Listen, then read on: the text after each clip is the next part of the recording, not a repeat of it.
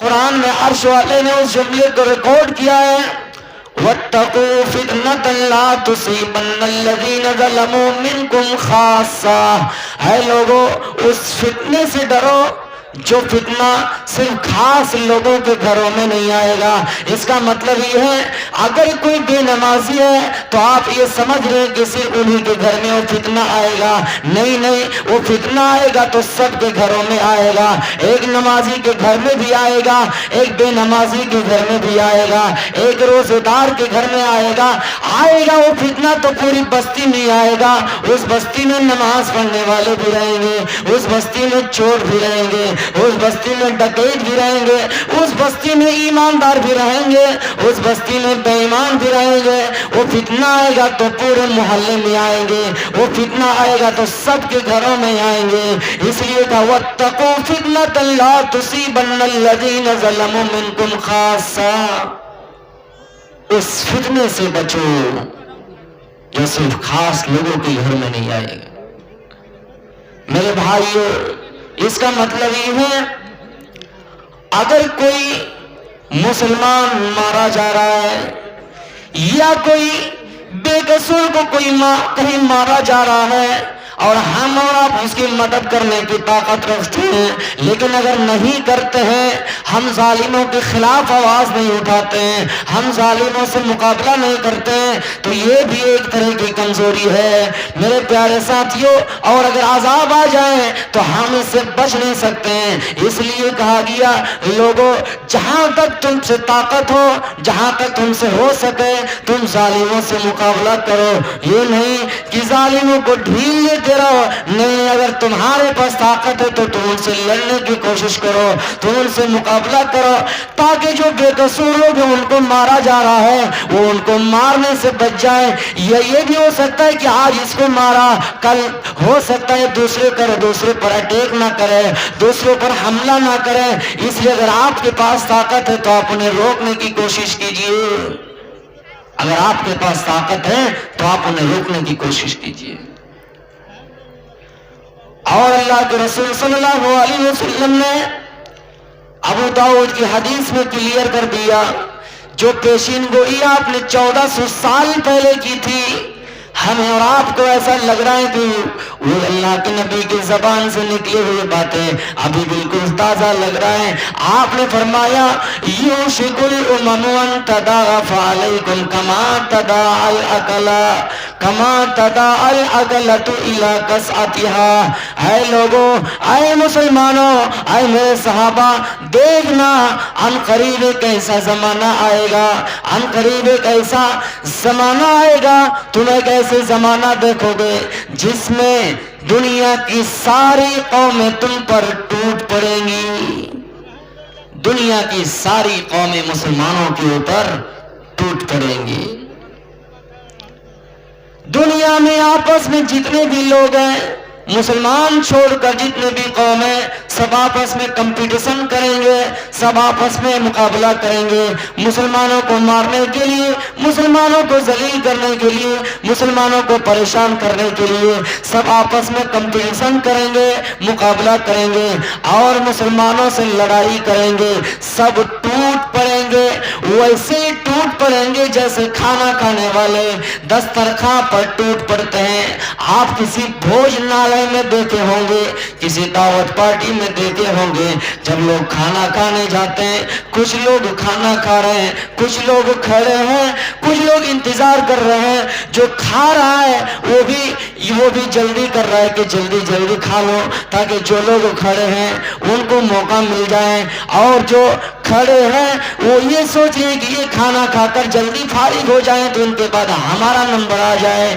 میرے پیارے ساتھیوں، اور جیسے یہ کھانا کھا کر اٹھتے فارغ ہو تو یہ جلدی سے ہاتھ دھوئے یا نہ دھوئے بیٹھ جاتے ہیں، اس پیالے میں بیٹھ جاتے ہیں، اس دسترخوان میں بیٹھ جاتے ہیں۔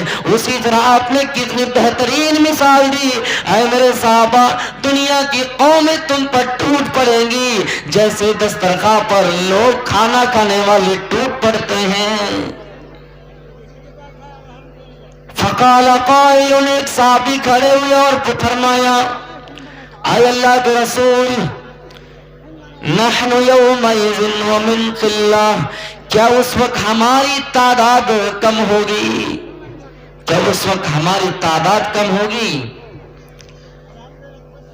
آپ نے فرمایا نہیں نہیں، بل انتم یومئذ کثیر، نہیں نہیں، اس وقت تم بہت بھاری تعداد میں ہوں گے، تمہاری تعداد بہت زیادہ ہوں گی، تمہاری تعداد بہت زیادہ ہوں گی، لیکن ہاں سنو، وَلَٰكِنَّكُمْ غُثَاءٌ كَغُثَاءِ السَّيْلِ، لیکن تم سیلاب کے جھاگ کے مانند ہو جاؤ گے۔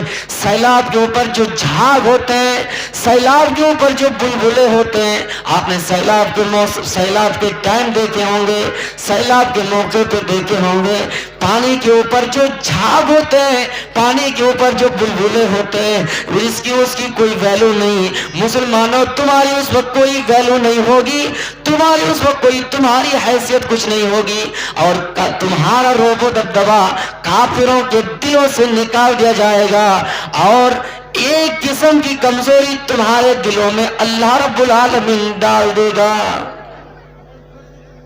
تمہارا روب و دبدبا کافروں کے دلوں سے نکال دیا جائے گا۔ کافر تم کو دیکھ کر پرواہ نہیں کرے گا، کافر دیکھ کر تم کو ڈرے گا نہیں، کافر تم سے ڈرنے والا نہیں ہے، تم سے ڈرے گا نہیں۔ تمہارا ڈر، تمہارا خوف کافروں کے دلوں سے اتار دیا جائے گا، وہ تم کو دیکھ کر ڈریں گے نہیں، وہ تم کو دیکھ کر پرواہ نہیں کریں گے، اور تمہارے اندر ایک قسم کی کمزوری ڈال دیں گے، کمزوری ڈال دیں گے۔ پھر ایک صحابی کھڑے ہوئے اور پوچھا وَمَا الْوَهْنُ، یا رسول اللہ، اے اللہ کے رسول، وہ کمزوری کیا ہے؟ آپ نے فرمایا حب الدنیا و کراہیت الموت، حب الدنیا و کراہیت الموت۔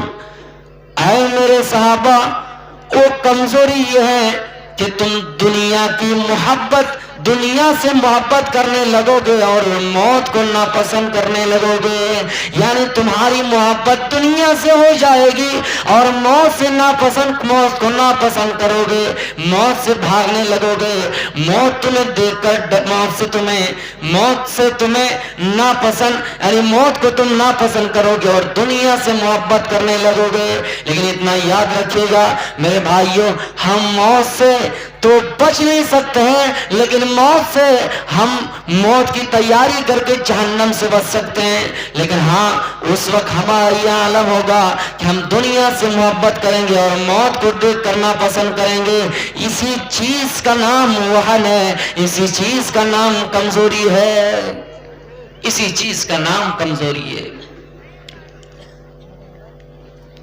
میرے بھائیوں، وہ فتنہ جب آئے گا تو سب کے گھروں میں آئے گا، اور کیا کہا؟ اے میرے صحابہ، اے مسلمانوں کی جماعتوں، تمہارے دشمن کو، تم مسلمان ہو اس کی پرواہ نہیں ہوں گے، لیکن ہاں، یہ جو تم نماز پڑھتے ہو، یہ جو تم داڑھی رکھتے ہو، یہ جو تم ٹوپی پہنتے ہو، یہ جو تم روزہ رکھتے ہو، یہی وہ اعمال ہے جن سے تمہارے دشمن تم سے جلے گا، اور یہ اگر چھوڑ دو گے تو تمہارا دشمن تم سے خوش ہو جائے گا،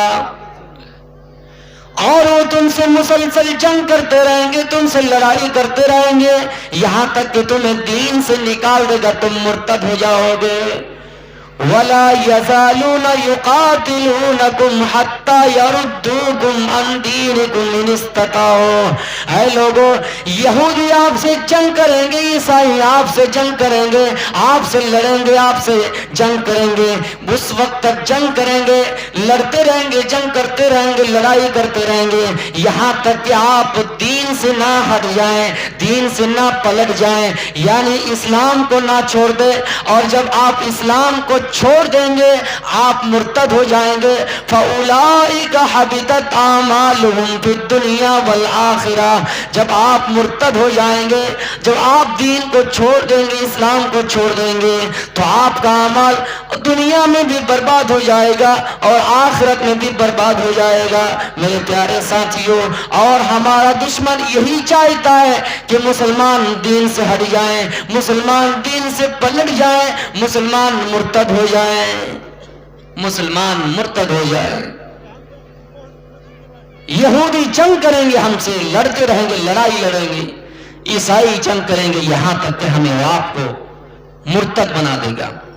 مرتد کا مطلب یہ ہوتا ہے کہ اسلام کو چھوڑ کر دوسرا مذہب میں انٹری کر جانا، اسلام کو چھوڑ کر دوسرے مذہب میں پردیش کر جانا، دوسرے مذہب کو فالو کرنے لگنا۔ عیسائی آپ سے جنگ کریں گے، لیکن جب آپ اسلام کو چھوڑ دیں گے، اسلام پر عمل کرنا چھوڑ دیں گے، اسلام کی باتوں کو فالو کرنا چھوڑ دیں گے، اسلام کو ماننا چھوڑ دیں گے، میرے پیارے ساتھیوں، تو عیسائی آپ سے خوش ہو جائیں گے، عیسائی کے مطابق چلیں گے، یہودیوں کے مطابق زندگی گزاریں گے، تو یہودی آپ کا دوست بن جائے گا، عیسائی آپ کا دوست بن جائے گا، لیکن وہ تب تک آپ کا دوست نہیں بنے گا، تب تک وہ آپ کا ساتھی نہیں بنے گا، جب تک آپ ان کے دین کی اتباع نہ کرنے لگے، جب تک آپ ان کے دین کی پیروی نہ کرنے لگیں گے۔ میرے پیارے ساتھیوں، وَلَا يَزَالُونَ يُقَاتِلُونَكُمْ حَتَّى يَرُدُّوكُمْ عَنْ دِينِكُمْ إِنِ اسْتَطَاعُوا، جہاں تک ان سے ہو سکے ان کی کوشش کے مطابق وہ آپ سے جنگ کریں گے، آپ کو دین سے نکالنے کی۔ ہاں، جو لوگ مرتد ہو جائے گا، وَمَن يَرْتَدِدْ مِنْكُمْ عَنْ دِينِهِ، جو شخص مرتد ہو جائے گا، دین سے پلٹ جائے گا، فَيَمُتْ وَهُوَ كَافِرٌ، اور وہ حالت مرتد میں، حالت ارتداد میں انتقال کر جائے گا، مر جائے گا، تو اس کا ٹھکانہ جانتے ہیں کیا ہوگا؟ دنیا میں بھی اس کا اعمال برباد ہو جائے گا، آخرت میں بھی اس کا اعمال برباد ہو جائے گا، اور وہ ہمیشہ ہمیشہ کے لیے جہنم میں جلے گا۔ میرے بھائیوں، اور مرتد کا مطلب یہ نہیں صرف کہ ہم پورا دین سے ہٹ جائیں۔ آج دیکھ لیجئے مسلمان لڑکیاں غیروں کو شادی کر کے اپنے دین سے ہٹ گیا، غیر کو شادی کر کے، غیر مسلم لڑکے سے شادی کر کے اپنے دین سے ہٹ گیا، پلٹ گیا، اور ان کے مذہب کے مطابق جا کر شادی کر لیا۔ ایسی عورتوں کا ٹھکانہ کیا ہے؟ میرے بھائیوں، اگر اسلامی عدالت ہے، جو شخص مرتد ہو جائے، اگر اسلامی عدالت ہے، اسلامی ملک ہے، تو اس کو اس دنیا میں قتل کر دیا جائے، اس دنیا میں ہی قتل کر دیا جائے، کیونکہ اللہ کے نبی کی حدیث ہے، من بدل دینہ فاقتلوہ، جس نے اپنا دین بدل لیا، جس نے اپنا مذہب بدل لیا، جس نے اسلام کو بدل لیا، اس کے لیے واجب بنتا ہے کہ اس کو قتل کر دیا جائے۔ اگر اسلامی ممالک، اسلامی عدالت ہے، تو اس کو قتل کر دیا جائے، دنیا میں بھی اس کی سزا یہ ہے کہ اس کو قتل کر دیا جائے، اور آخرت میں تو اس کی سزا ہمیشہ ہمیشہ کے لیے جہنم ہے، ہمیشہ ہمیشہ کے لیے آخرت میں اس کی سزا جہنم ہے۔ اب ہم سے غیر مسلم اعتراض کریں گے، اسلام بڑا کٹر مذہب ہے، اسلام نے قتل کرنے کی بات کہی ہے، اسلام بڑا سخت دین ہے، اسلام نے جگہ جگہ پہ قتل کرنے کی دھمکیاں دی گئی ہے، سب کو آزادی ہے، سب اپنے مرضی کے مطابق جی سکتا ہے، لیکن اسلام نے قتل کرنے کی بات کہی ہے۔ میرے پیارے ساتھیوں، اسلام کے اندر ایک باؤنڈری ہے، اسلام کے اندر ایک سیما ہے، اسلام کے اندر ایک محدود لکیر ہے۔ جس طرح کھیل کے میدان میں اگر لکیر کو چھوڑ کے، لکیر پار کر کے اگر کوئی بال کو پکڑے، کیچ پکڑے، وہ چھکا مانا جائے گا، وہ آؤٹ نہیں ہوگا۔ اسی طرح میرے پیارے ساتھیوں، ہر چیز کی ایک لکیر ہے، ہر چیز کی ایک سیما ہے۔ اسلام تو یہ کہتا ہے کہ اگر اسلامی ممالک ہے، اس میں اگر غیر مسلم رہتے تو آپ اس کو قتل نہیں کر سکتے ہیں۔ اسلام کے اندر تو یہ بھی ہے کہ جس طرح اگر آپ کسی جنگ کے میدان میں ہے، کسی جنگ کرنے کے لیے گئے ہیں، وہاں پر بھی سیما ہے، وہاں پر بھی باؤنڈری ہے، وہاں پر بھی ایک لمٹ ہے کہ آپ کسی بچے کو قتل نہ کیجئے، آپ کسی بوڑھے کو قتل نہ کیجئے، آپ کسی عورت کو قتل نہ کیجئے، جو پھلدار درخت ہے اس کو نہ کاٹیے، نہ جلائیے میرے بھائیوں، اور جو جانور دودھ دینے والے جانور، اپنے ضرورت سے زائد جانوروں کو ذبح نہ کیجئے۔ دنیا میں کوئی ایسی جنگ دکھا دو جس کے اندر یہ نیم بتائے گئے ہو، جس کے اندر یہ قانون بتائے گئے ہو، جس جنگ کے اندر یہ قانون ہو، جس جنگ کے اندر یہ نیم ہو، میرے پیارے ساتھیوں، اور ہاں اگر کسی مذہب کے اندر یہ نیم ہے تو اسلام کے اندر ہے۔ اس لیے اسلام کو بدنام نہ کیا جائے کہ اسلام نے قتل کرنے کی بات کہی ہے۔ اسلام میں 3 ایسے مقام ہے جس میں قتل کرنے کی بات کہی گئی ہے۔ لا یحل دم امرئ مسلم الا من ثلاث، اے لوگو 3 شخص کے علاوہ کسی اور کو قتل کرنے کی اجازت نہیں ہے، مسلمان کا خون حلال نہیں ہے۔ لیکن ہاں 3 ایسے مواقع ہیں، 3 قسم کے لوگ ایسے ہیں جن کو قتل کرنا جائز ہے۔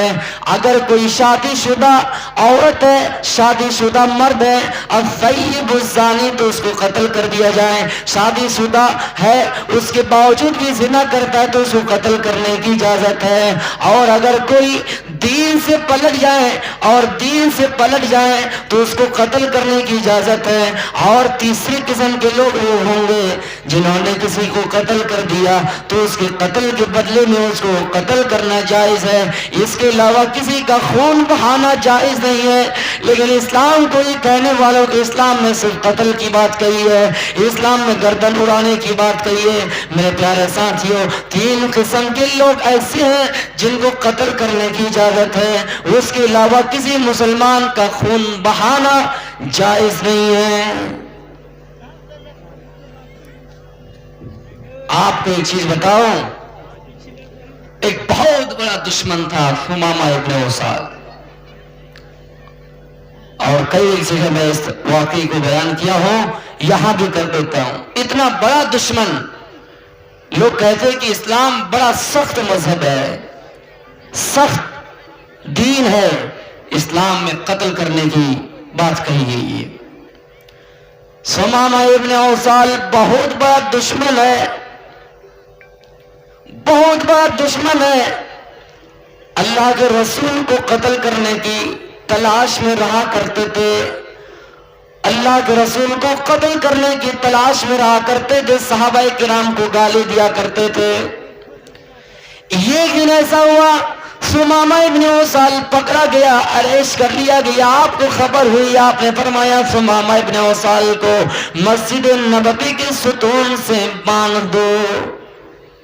مسجد نبوی کے ستون سے اس کو باندھ دیا گیا، اور آپ ثمامہ ابن اسال کے پاس آئے اور کہا ثمامہ ابن اسال ما عندک یا ثمامہ، اے ثمامہ کیا حال ہے؟ ثمامہ نے جواب دیا ان تقتل تقتل زاد من، ان تقتل تقتل زاد من، وَإِن تُنْعِمْ تُنْعِمْ عَلَى شَاكِرٍ، اے محمد اگر آپ مجھے قتل کرنا چاہیں تو قتل کر دیجئے، چھوڑنا چاہیں تو چھوڑ دیجئے، اگر قتل کریں گے تو آپ مجرم نہیں ہوں گے، اس لیے کہ آپ ایک واقعی ایسے انسان کو قتل کریں گے جو قتل کیے جانے کے لائق ہے۔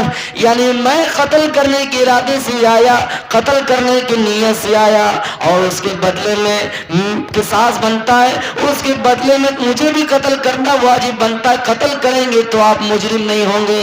لیکن ہاں اگر چھوڑ دیں گے مجھے، میری بیوی ہے، میرے بچے، میری بیوی میرے بچے پر رحم کر کے اگر آپ مجھے چھوڑ دیں گے تو آپ کا بڑا احسان ہوگا، تو آپ کا بڑا احسان ہوگا۔ اے محمد سنا ہو کہ آپ بڑے رحم والے انسان ہیں، اگر آپ مجھے چھوڑ دیں گے تو آپ کا بڑا احسان ہوگا۔ آپ نے اس دن ثمامہ ابن اسال کو چھوڑ لیا، کچھ نہیں کہا، چلا گیا۔ پھر اگلی صبح ثمامہ ابن اسال کے پاس آئے، دوسرے دن ثمامہ ابن اسال کے پاس آئے اور کہا ثمامہ بتاؤ تمہارے ساتھ کیا کیا جائے؟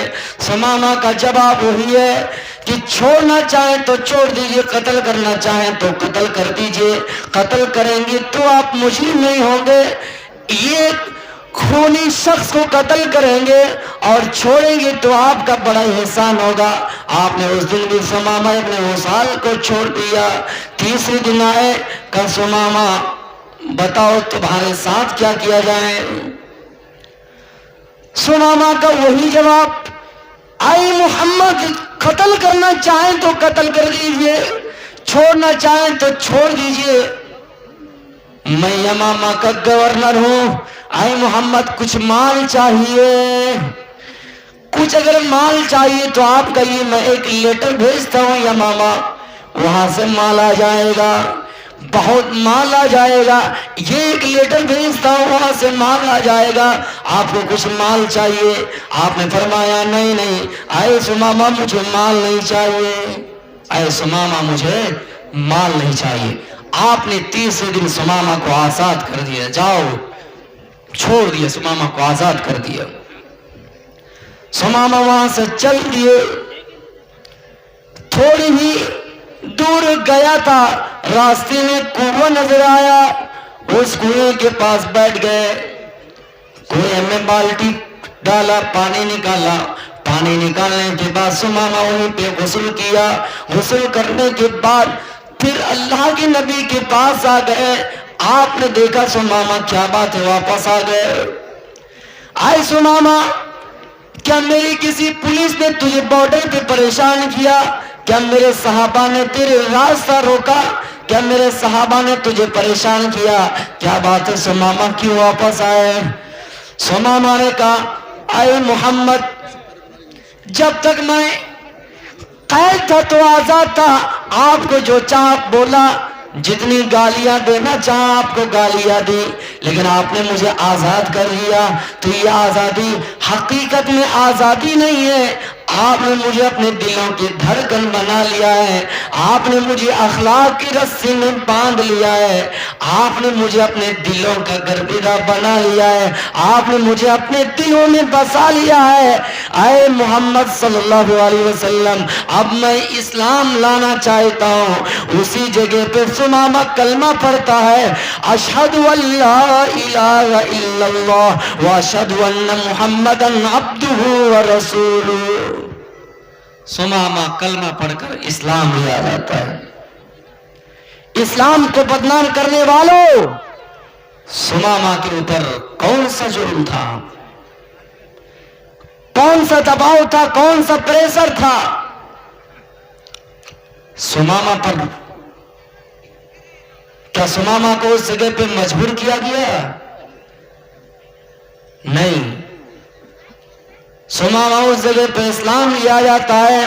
اسلام لانے کے بعد سمامہ کہتا ہے اے محمد جب میں اسلام نہیں لایا تھا میرے دل میں اسلام کی بات نہیں اتری تھی، تو جانتے ہیں میں نے دنیا میں بہت بڑے بڑے بادشاہوں کا چہرہ دیکھا ہے، لیکن اے محمد صلی اللہ علیہ وسلم سب سے گندا چہرہ اگر کسی کا مجھے لگ رہا تھا تو آپ کا چہرہ لگ رہا تھا۔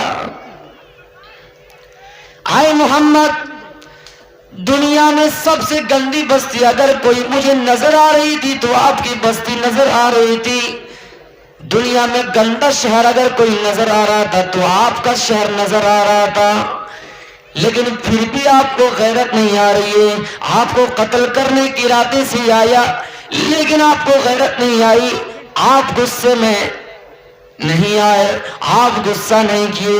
میرے بھائیوں آپ کے چہرے کو گندا چہرہ کا پھر بھی آپ غصہ نہیں کیے، پھر بھی آپ غصے کو قابو میں پا لیے۔ میرے پیارے ساتھیوں جس چہرے کے بارے میں عرش والے نے کہا تھا وَسِرَاجًا مُنِيرًا، جس چہرے کے بارے میں قرآن نے یہ الفاظ نقل کی وَسِرَاجًا مُنِيرًا، اللہ کہتا ہے ہم نے محمد کو روشن چراغ بنا کر بھیجا ہے، محمد کا چہرہ روشن اور چمکنے والا ہے، سراجا منیرا یعنی روشن چراغ ہے۔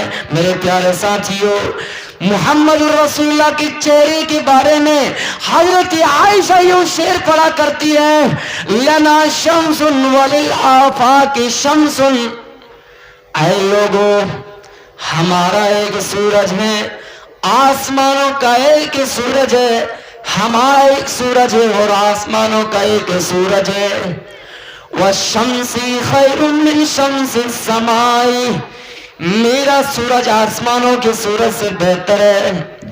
فإن الشمس تطلع بعد فجر، اس لیے کہ آسمان کا سورج تو ہے جو دن میں فجر کے بعد چمکتا ہے. وشمس طالع بعد العشاء، اور میرا سورج تو ہے جو رات کے وقت عشاء کے بعد میرے بستر پہ آ کے چمکتا ہے. حضرت عائشہ رضی اللہ تعالیٰ عنہ اللہ کے رسول صلی اللہ علیہ وسلم کے بارے میں کہہ رہے ہیں، اے لوگو لنا شمس وللآفاق شمس، ہمارا ایک سورج ہے اور آسمانوں کا ایک سورج ہے. مطلب یہ ہے اللہ کے رسول کو سورج بتا رہے ہیں، لوگوں ہمارا ایک سورج ہے، آسمانوں کا ایک سورج ہے، لیکن ہمارا سورج آسمانوں کے سورج سے بہتر ہے. اس لیے کہ آسمان کا سورج تو ہے جو دن میں فجر کے بعد چمکتا ہے، اور میرا سورج رات کے وقت عشاء کے بعد میرے بستر پہ آ کے چمکتا ہے. جس نبی کے چہرے کے بارے میں حضرت حسان ابن ثابت نے یوں شعر پڑھا حضرت حسان ابن ثابت یوں شعر پڑھا کرتا تھا، وَأَحْسَنَ مِنْكَ لَمْ تَرَ قَطُّ عَيْنِي وَأَجْمَلَ مِنْكَ لَمْ تَلِدِ النِّسَاء، دنیا میں سب سے حسین و جمیل چہرہ میں نے آج تک محمد کے علاوہ کسی کا نہیں دیکھا، اور دنیا کے اندر کسی عورت نے کسی ماں نے اتنا خوبصورت بچہ پیدا ہی نہیں کیا. آج تک میری آنکھوں نے محمد رسول اللہ جیسا حسین و جمیل چہرہ کسی کا نہیں دیکھا، اور دنیا کے اندر کسی ماں نے اتنا خوبصورت بچہ پیدا ہی نہیں کیا. تو میرے پیارے ساتھیوں، اسلام کو بدنام کرنے والے یہ کہتے ہیں کہ اسلام آتنکواد ہے. اسلام کو بدنام کرنے والے یہ کہتے ہیں اسلام میں جگہ جگہ پہ اسلام میں صرف قتل کی بات کہی گئی کہ جہاں ملے گردن اڑا دی جائے. نہیں، بلکہ اس کا اپوزٹ ہے جس کو قرآن نے نقل کیا. کیا ہے مسلمانوں، یہ سمجھتے ہو کہ یہودی آپ کا دوست بن جائے گا، یہ سمجھتے ہو کہ عیسائی آپ کا دوست بن جائے گا. دوست اسی وقت بنے گا جب آپ ان کے دین پر چلنے لگیں گے، جب آپ ان کی پیروی کرنے لگیں گے، جب آپ ان کے مطابق اپنی زندگی گزارنے لگیں گے، تب وہ آپ سے خوش ہو جائیں گے. اور مسلمانوں میں کتنی ایسی برائی آ گئی ہے، جیسے جنم دن منانا اور نئے سال کی مبارکبادی دینا. کتنی ایسی چیز آ گئے جو ہم اور آپ یہودی کی رسم و رواج کو اپنا لیے میرے بھائیوں. اور یہ کیوں؟ تو میرے پیارے ساتھیوں، میں یہ بتا رہا تھا جو مرتد ہو جائے گا، اسلام کو چھوڑ دے گا، وہ اللہ کا کچھ نہیں بگاڑ سکتا. یہی واقعہ بیان کر کے میں اپنی تقریر کو ختم کروں گا. جو مرتد ہو جائے گا وہ اللہ کا کچھ نہیں بگاڑ پائے گا، برباد وہ خود ہوگا. دنیا میں اس کی ایک سزا اور بھی ہے. کیا سزا ہے؟ ایک عیسائی تھا، اسلام لے آیا، اسلام قبول کیا. اللہ کے رسول صلی اللہ علیہ وسلم نے ان کو ایک کام دے دیا. وہ عیسائی رائٹر تھے، وہ عیسائی کاتب تھے، لکھنا جانتے تھے. آپ نے ان کو ایک کام دے دیا. کیا ہے فلاں؟ وہ مسلمان ہو گیا تھا. آپ نے اس کو ایک کام دیا، آئے فلاں جب میرے اوپر قرآن کی آیت نازل ہو، جب قرآن کی آیت نازل ہو، جبریل وحی لے کر آئے تو آپ اس کو لکھنے کا کام کرنا. آئے فلاں جب میرے اوپر قرآن کی آیت نازل ہو تو تم لکھنے کا کام کرنا. وہ عیسائی جب مسلمان ہوا تو آپ نے اس کو یہ کام دے دیا، اور وہ کچھ دنوں تک لکھنے کا کام کیا، لکھتا رہا. لیکن پھر ایسا ہوا کہ وہ عیسائی دوبارہ عیسائی بن گیا، مرتد ہو گیا، اسلام کو چھوڑ دیا اور وہ مرتد ہو گیا. میرے بھائیوں، جب مرتد ہو گیا تو مرتد ہو کے بس نہیں کیا، بلکہ مرتد ہونے کے بعد یہ افواہ اڑا دی اور نبی کی شان میں گستاخی کی، اور کہنے لگے، آئے لوگوں، آئے مکے والوں، آئے لوگوں سنو، یہ جو محمد ہے ان کو کچھ نہیں آتا ہے، میں نے ان کو جتنی باتیں لکھ کے دی اتنا ہی جانتا ہے، اس کے علاوہ کچھ نہیں جانتا ہے۔ نبی کی شان میں گستاخی انہوں نے کرنا شروع کر دیا۔ یہ محمد کو ہم اور آپ پڑھیے صلی اللہ علیہ وسلم کچھ نہیں جانتے، ہم نے ان کو جتنا لکھ کے دیا اتنا ہی جانتے ہیں۔ مسلمان ہوا، عیسائی تھا، مسلمان ہوا، نبی نے لکھنے کا کام دیا، کچھ دنوں تک لکھا بھی، لیکن پھر سے دوبارہ عیسائی بن گیا۔ عیسائی بننے کے بعد اتنا ہی بس نہیں کیا، نبی کی شان میں گستاخی کی، اور گستاخی کرنے کے بعد یہ اعلان کیا محمد کو کچھ نہیں آتا، محمد کو اتنا ہی آتا جتنا میں نے لکھ کے دیا ہے، محمد کو کچھ نہیں آتا، اتنا ہی آتا جتنا میں نے لکھ کے دیا ہے میرے بھائی۔ کچھ دنوں کے بعد اس کا انتقال ہو جاتا، اس کی موت ہو جاتی ہے، وہ انسان مر جاتا ہے، وہ عیسائی مر جاتا ہے۔ جب وہ مر گیا تو ان کو ان کی قوم نے ایک قبر میں دفن کر دیا، ان کی قوم نے ان کو ایک قبر میں دفن کر دیا۔ جب صبح ہوئی تو دیکھتا ہے کہ اس کی لاش باہر پڑی، جب صبح ہوئی تو دیکھتا ہے کہ اس کی لاش باہر پڑی ہوئی ہے۔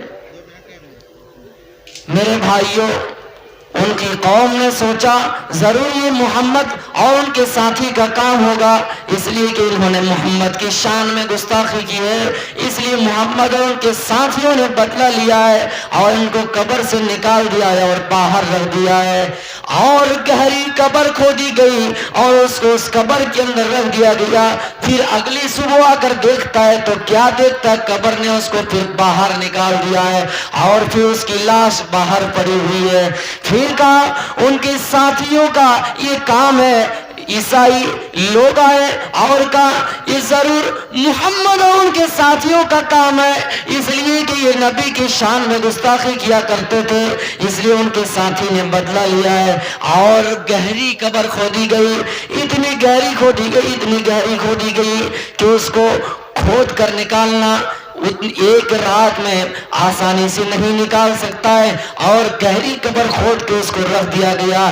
پھر اگلی صبح دیکھتا ہے کہ اس کو پھر باہر رکھ دیا گیا ہے، قبر نے اس کو باہر نکال دیا ہے۔ تو میرے پیارے ساتھیوں، وہ لوگ سمجھ گئے نہیں، اتنی گہری قبر کھودنے کے بعد پھر بھی ان کی لاش باہر پڑی ہوئی ہے، اس کا مطلب یہ ہے کہ یہ محمد کا کام نہیں ہے، یہ ان کے ساتھی کا کام نہیں ہے، ضرور ان کو اللہ نے عذاب دیا ہے، ضرور ان کو ایشور نے عذاب دیا ہے، اس لیے کہ نبی کی شان میں گستاخی کرتے تھے، اس لیے کہ یہ مرتد بھی ہو گئے، نبی کی شان میں گستاخی کرتے تھے، اور نبی کی شان میں جو گستاخی کرتے ہیں اس کا انجام اسی طرح ہوتا ہے میرے پیارے ساتھیوں۔ تب پھر اس کو ایسے ہی یوں ہی زمین پہ پڑا رہ گیا، پڑا چھوڑ دیا، زمین نے اس کو چھوڑ دیا، یوں ہی زمین پہ اس کو چھوڑ دیا، اس کو دفن نہیں کیا، اس کو دوبارہ اور قبر میں نہیں رکھا۔ تو میرے پیارے ساتھیوں، جو مرتد ہو جائے گا اس کی سزا دنیا میں بھی یہی ہے، اور آخرت میں تو ہمیشہ کے لیے جہنم میں رہیں گے۔ میرے پیارے ساتھیوں، میں یہ بتا رہا ہوں کہ یہودی آپ سے کبھی خوش نہیں ہو سکتے یہاں تک کہ آپ مرتد نہ ہو جائیں، اور مرتد کا ٹھکانہ اس دنیا میں دیکھ لیجیے اس واقعے سے کہ اس کی لاش باہر پڑی رہ گئی، اور فَأُولَٰئِكَ حَبِطَتْ أَعْمَالُهُمْ فِي الدُّنْيَا وَالْآخِرَةِ، اس کے اعمال دنیا اور آخرت میں بھی برباد ہو جائیں گے، اور آخرت میں ہمیشہ جہنم میں رہیں گے۔ عیسائی آپ سے کبھی خوش نہیں ہو سکتے، ہاں اگر آپ ان کے دین میں چلیں گے، ان کی پیروی کریں گے تو آپ سے خوش ہو سکتے ہیں۔ میں اپنی تقریر کو یہیں سے ختم کرتا ہوں، میری طبیعت بہت ہی ناساز ہے، اس لیے جو انداز تھا میرا تقریر کا وہ نہیں ہو سکا۔ انشاءاللہ اگر کبھی پھر دوبارہ موقع ملے، حیات باقی تو ملاقات باقی۔ وما علینا الا البلاغ المبین، وآخر دعوانا الحمد للہ رب العالمین۔ السلام علیکم ورحمۃ اللہ وبرکاتہ۔